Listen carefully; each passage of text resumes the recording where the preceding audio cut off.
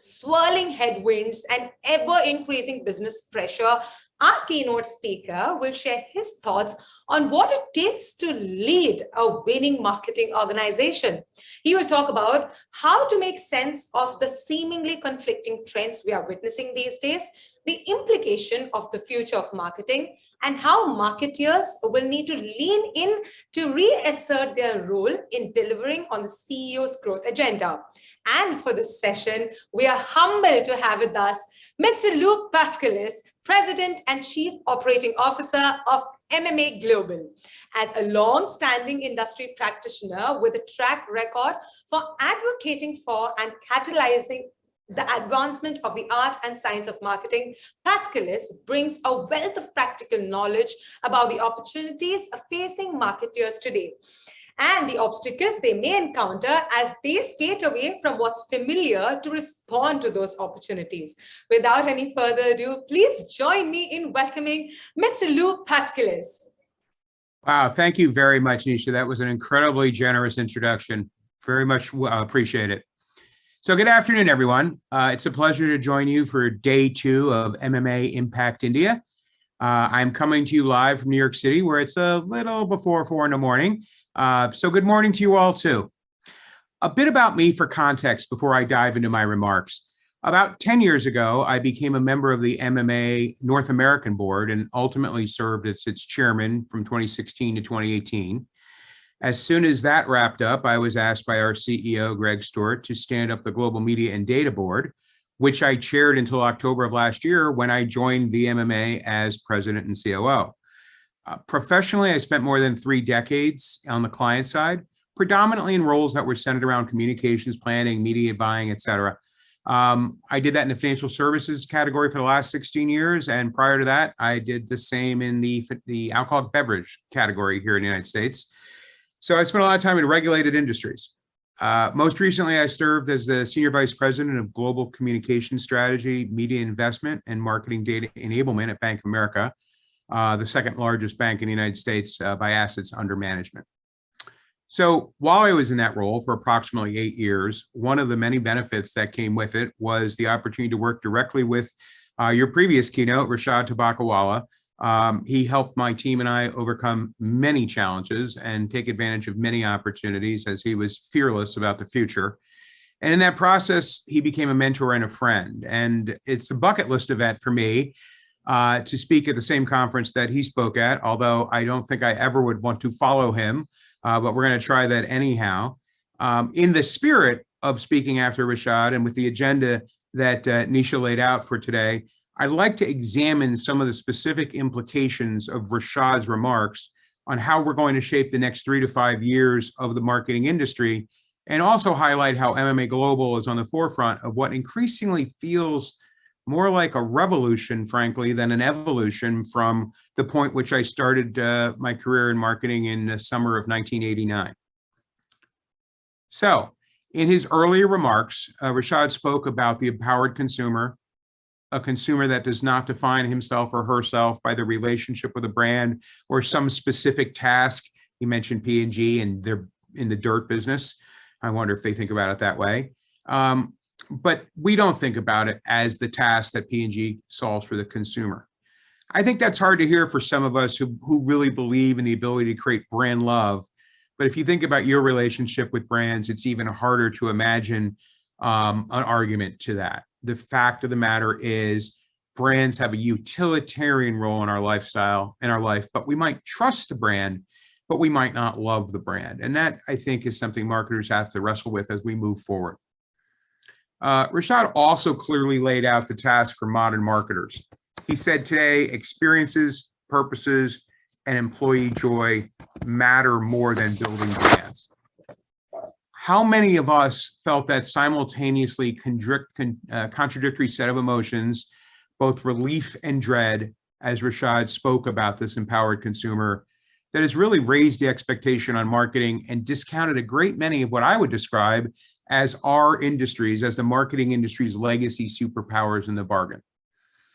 I think the relief is a direct outcome of the instincts that all of us had for some time now, that marketing needs to evolve significantly in order to continue to be the primary conduit between the enterprise and its customers and potential customers. This is not merely a core capabilities toolkit kind of issue. It goes beyond that. It's how we drive demand for the brand and its products through great storytelling, another key point that Rashad highlighted.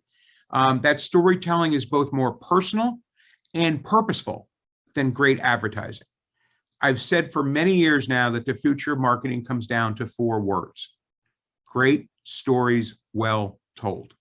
And I think increasingly we need to embrace the narrative future of our industry. There are many reasons for this. People today have rising expectations for more relevance, driven largely by the sophisticated and highly efficient algorithms that social media platforms are deploying that are ever more effective at delivering hyper-relevant content to individuals at the speed of the feed. We also have the realization increasingly that attention can no longer be bought, but instead must be earned. As so eloquently put by a contemporary of Rashad's, Rob Norman, who served as WPP's head of Group M for many, many years. While we were traveling southbound in a taxi cab in New York about 10 years ago at a high rate of speed, traveling between events, he looked over me in his perfect British accent. He said, "I fear we've reached the end of the forced viewing economy." And then he subsequently said, "And therefore, I think I shall retire." It's interesting when you reflect on that. The simple truth is there are too many legitimate, and in some cases, quasi-legitimate ways for consumers to view content today without having to endure, yes, I said endure, your advertisements. We must explore new solutions. The last panel was very interesting, thinking about how marketers are going to move into the metaverse. It's not a 2-dimensional rectangular world. It's a 3-dimensional multivariate world where we're going to have to add value, which was the key takeaway from that session for me. And that's just one of the many emerging channels that we are now going to have to think about how to recast what we do, how to measure the things that we do, and how to connect them to the CEO's growth agenda. And that leads a little bit back to the dread that I talked about earlier. We spent the last several decades, in fact, the bulk of my entire career in the industry, perfecting our ability to create great advertising and deliver it in efficient, scaled, and to a degree, targeted means. You've laid out a vision, you've fought hard to get the resources to execute that vision, you've optimized a portfolio of talent around a set of capabilities that, in large measure, have long since seen their best days. The game has changed on us, and it's not ever going back to the relative simplicity of things like advertising campaigns and monologue messaging that is designed to appeal to as many people as possible while offending no one.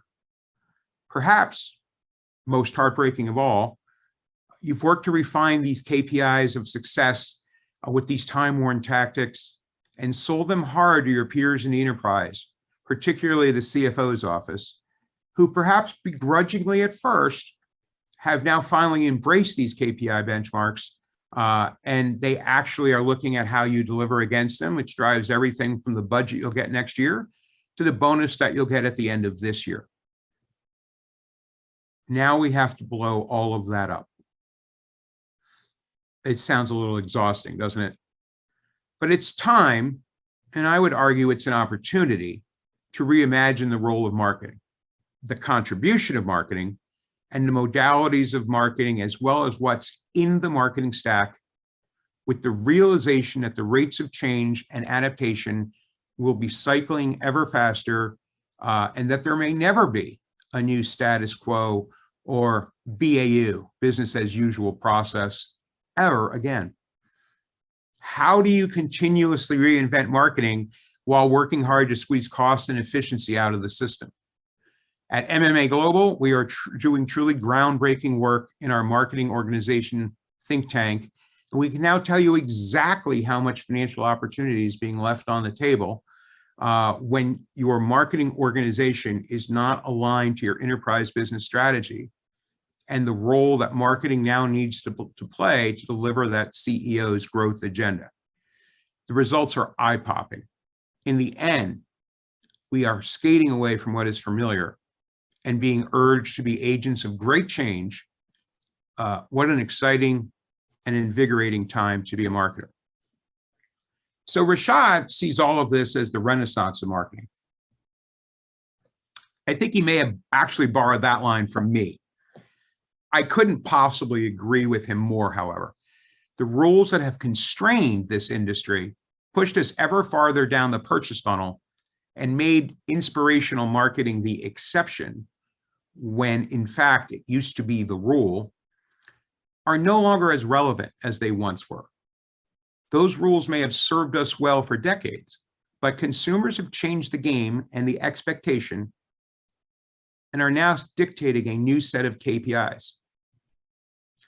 I say great. This is wonderful news. I believe that optimization is the enemy of innovation.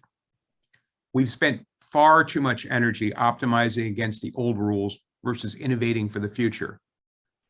British economist Charles Goodhart famously said nearly 50 years ago, when a measure becomes a target, it ceases to be a good measure.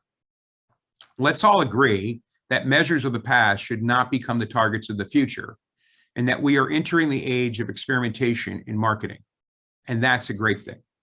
Literally, the mission of the MMA is to shape the future. It's on the screen. So let's talk for a moment now about the reason for our discontent.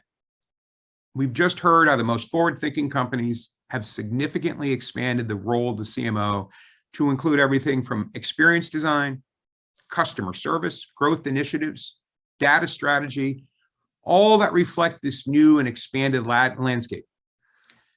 Let's face it, marketing is the right home for these enablers because the craft of marketing has always been focused on really understanding people's intent, people-based science of data-driven insights. We've been doing that since the dawn of marketing. What might have been more aggregate against larger groups, sometimes poorly defined by age and income and little else, has always been the discipline that marketers uniquely focus on inside of the enterprise. These skills, though, need to thrive in new, or at least new-ish disciplines that sit outside of marketers' own portfolio of skills. We've seen that that can be paralyzing for some as they wrestle with leading what they may not be adept at executing. We've also seen another model emerge where some of these disciplines, growth, the chief growth officer, analytics, the chief analytics officer, experience, the chief experience officer, sit adjacent to marketing rather than embedded within the marketing stack. That exacerbates this challenge of leading what you're not adept at executing. Now the marketer has to influence her peers to follow her lead with the very people who may indeed be competing for resources to execute their agenda as well. This is a really big new skill called boundary spanning that we're talking a lot about in our DAT think tank. How do we gain alignment across peers and have a shared set of agendas when we really don't have a shared set of resources? This in turn leads to another inflection point in how we approach marketing. I like to say that followership is the new leadership. We need to cultivate followership within the enterprise, not just within our own marketing team. That's relatively easy, but across the entire leadership team of the enterprise. That followership will largely be determined by a compelling purpose and a clear vision. And oftentimes the marketing agenda gets associated too closely with some transactional metrics that will really help drive quarterly or annual results, but really doesn't talk about a new vision focused more on the people we serve, not consumers, as Rashad said. We need to have a vision of what marketing now is and what marketing no longer is. A vision that is bold, that is delivered in a full-throated and compelling manner, and is not diluted by the fear of politics or challenges around proof or demands for precise measurement of ROI or ROAS before being able to put that vision to the test. We marketers have to learn that we marketers have to lean in to the destiny that awaits us. Yes, we will ultimately have to prove our vision, a task that may not be as easily measured as with the simpler KPIs of the previous generation of marketing. We may even need to advocate for new ways to realize the full value potential of our customers across the entire enterprise. Measures like customer long-term value, or CLV, average revenue per user, or ARPU, which take into account the true potential of customers and the opportunity that relevant content, again, great stories well told, can have in cultivating those relationships and favorably impacting those measures for the longer term.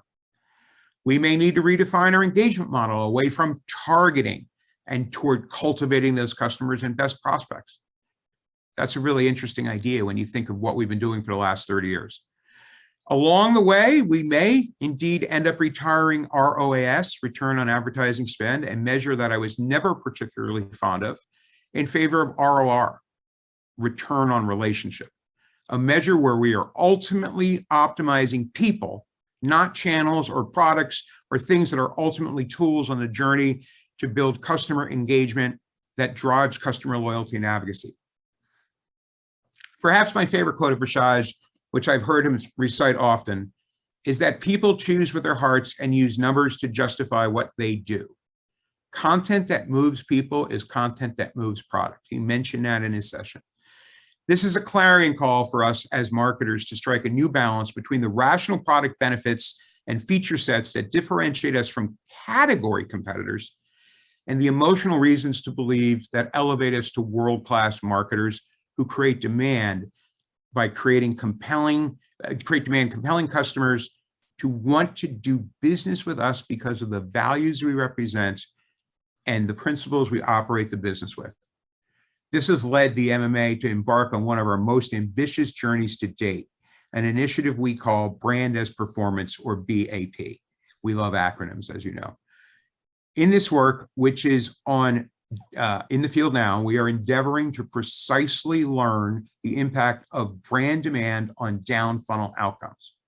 We have high hopes that this will be able to quantify optimal balance points between emotional and rational messaging as part of not only purchase journeys, but ultimately long-term customer loyalty and business growth. This is not a new idea, to be sure. We now have much more sophisticated tools, however, to prove out what we as marketing professionals have intuitively believed for a long time. Over-focus on performative marketing at the expense of telling the brand story is draining the pond. It's draining the pond of new prospects to the point where restocking that pond would be far more financially efficient than continuing to troll the bottom in the hopes of catching the last remaining fish. All this leads us to the elephant in the room, however, that traditional marketing tactics, and by extension, in some cases, marketing itself, is losing its saliency in the C-suite. And it's doing that faster than it's doing it in the marketplace. Advertising has become an impediment to the relationships that marketers are trying to cultivate with customers. Brand love comes in on foot and it leaves on horseback. One bad customer experience can erase a decade's worth of goodwill. In the era of social media, where everyone is now a publisher, merely talking to the talk, but without walking the walk on complex issues around social justice, will not only earn you scorn, but also dishearten your employees when they should be your most stalwart advocates. In spite of our best efforts, including aligning ever more closely with our colleagues in corporate communications, the scar tissue from these thousands of paper cuts are beginning to leave an indelible mark on the CMO role, bundling it with, on the CMO role, a mark that has some of his or her colleagues eager to point out. In the United States, in the first quarter of this year alone, we have seen 8 major marketing organizations either eliminate or significantly recast CMO roles, bundling it with other functions and functions that have more discrete value ascribed to it. So whether this is a trend or an anomaly is unclear, but we can all agree that it's a blinking red light that requires some introspection. For me, and for many others in the marketing community that I have the opportunity to interact with in my role, this may be a signal that the role of the chief marketing officer may need to be recast as the chief experience officer. You heard Rashad say, brands are going to become experiences. In the simplest terms, what he's talking about really are marketing channels, our marketing deliverables are a large bundle of experiences delivered across a wide array of channels, both internally and externally, but they are not the full suite of experiences that an enterprise delivers. And if we are indeed going to have not only a single view of the customer across every touch point, but also a single, most likely machine learning-led orchestration engine that serves each touch point, then these capabilities need to be brought together under a centralized leadership that has the authority and the accountability to make sure that every interaction with the customer is optimized for that customer and that all other considerations are secondary. This requires a discipline that will need to be empowered to stand up to short-term business pressure that may compete or may even be diagonal to cultivating the customer relationship for the long term. It's likely that the CMOs will be the best equipped to take this expanded set of responsibilities because of their often maniacal focus on customer insights, but they're going to have to ask for the order. As the leadership table is increasingly crowded with chief growth officers and chief digital officers, as I mentioned earlier, as well as many others who may try to lay claim to this increasingly critical role. That's one of the reasons that we've created two new initiatives with our data think tank, or DAT, Customer Experience Design, which is about the strategy of customer experience, and Customer Experience Delivery, which focuses on the technology and tools to engineer more relevance into every interaction in real time, omni-channel scope that is tethered to dynamic creative optimization, or DCO. This is where we think the puck is going, and this is where we're putting a lot of energy in so that our marketer members, and indeed all of our members, are well equipped for some of the things that Rohit and Dolly talked about in the last session. Additionally, we've also just begun an exploratory exercise related to measurement in the space called ROEX, or Return on Omnichannel Experience.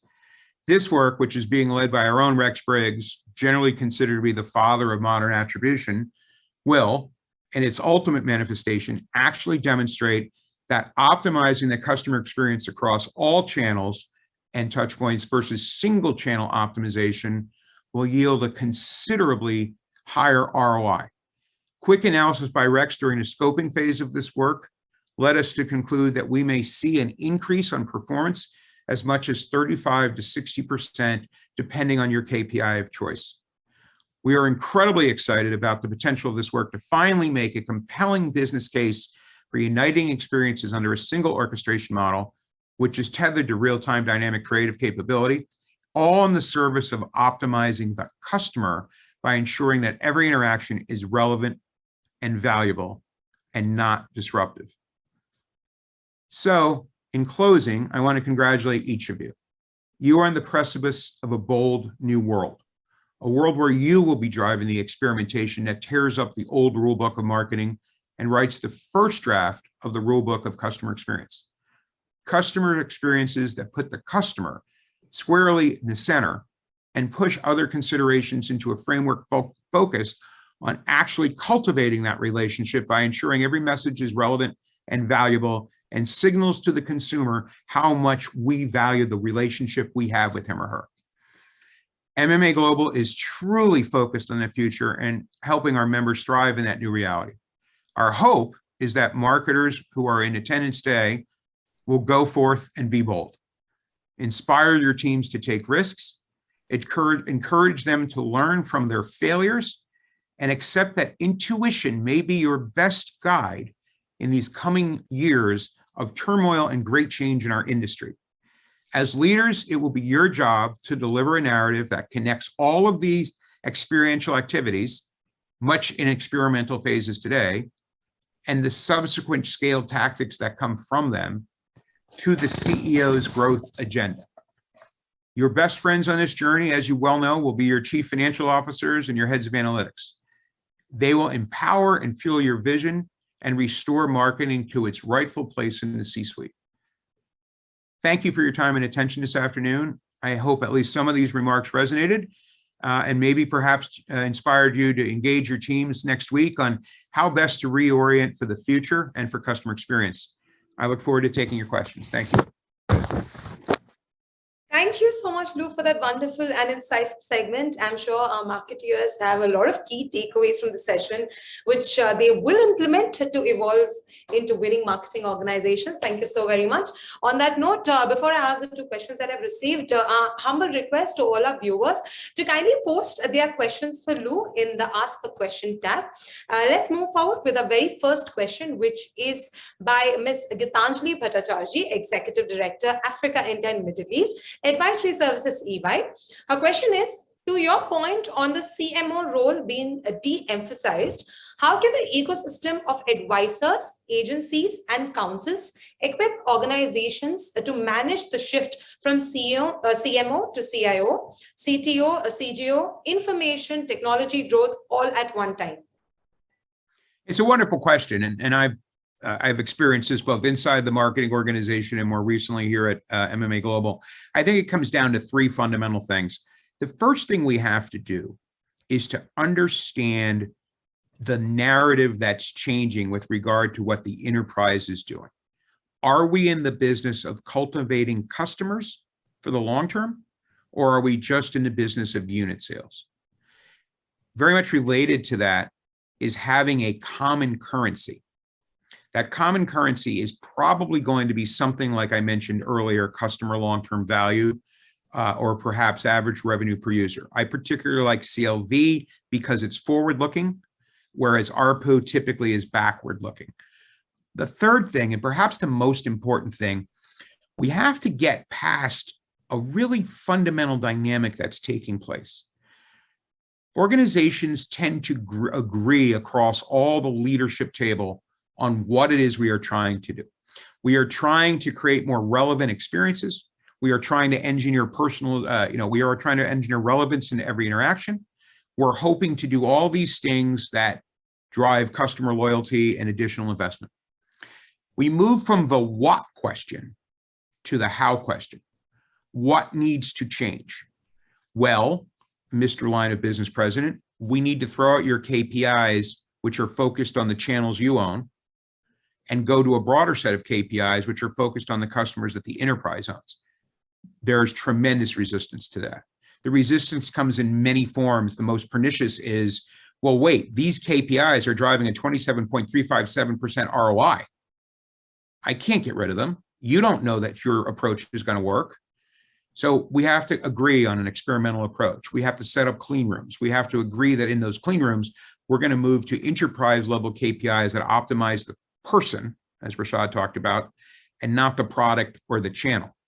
This is the toughest agreement because the CEO walks out of the room thinking all of his or her lieutenants are agreed on the what, and indeed they are.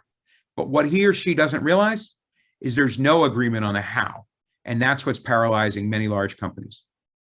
Thank you so much, Lou. Next question is, while CMOs around the world are excited about the rise of Web 3.0 and the metaverse, they face strong challenges to adding it to their marketing mix. She has read somewhere that Web 3 is creating some tension because you will always have people in big companies telling you to stay focused on what you do well, but you need to tell them you cannot focus because if you do, you will miss the train. So she's asking for your general view on this, whether to wait and watch, test and learn, or lead. I think it's a great question. And I think a lot of that will depend on individual company cultures. I've always believed in a now, new, next framework so that you can actually be on the forefront of learning, as Dolly mentioned in the last panel. I also think it's a game changer if you think about it from a passion standpoint, right? I happen to be a Formula One fanatic. And I actually look for products that sponsor cars and Formula One. And I tend to, try to reward them with my business when I can. I think the same will be true for the early adopters of the metaverse. They'll know what brand showed up there. So if you're in a challenger role in a highly developed category, instead of trying to outspend your competitor in some of the media of today, which you probably won't be able to do because of the scale of your platform relative to your competitors, why not convert those dollars to cultivate early adopters and create community, one of the things Rashad talked about, in that environment. I also think we've become paralyzed by metrics, and the CMOs are saying, a lot of these well-worn channels are so performative that it's really hard to innovate. I talked about optimization is the enemy of innovation. Well, there are no real KPIs right now, and this is one of the things my team and I are talking about here in New York. What are the measures of success in the metaverse when the assets that you create will probably be more longstanding, maybe have less of an immediate call to action, and perhaps facilitate some of the activities in the environment? So it's an opportunity for experimentation without the pressure of legacy metrics. And I think that's very refreshing to CMOs today, where budgets are generally under pressure. Thank you so much, Lou, for answering those questions. And again, if you have your permission, we would love to send you the other questions that we've received from the audience, and hoping you'd address the same. On that note, once again, thank you so much for joining us at 4 a.m. in the morning. It really, really means a lot. It was an honor to have you here with us. Thank you. It was a delight. Thank you so much. I appreciate the opportunity. Thank you so much, Lou.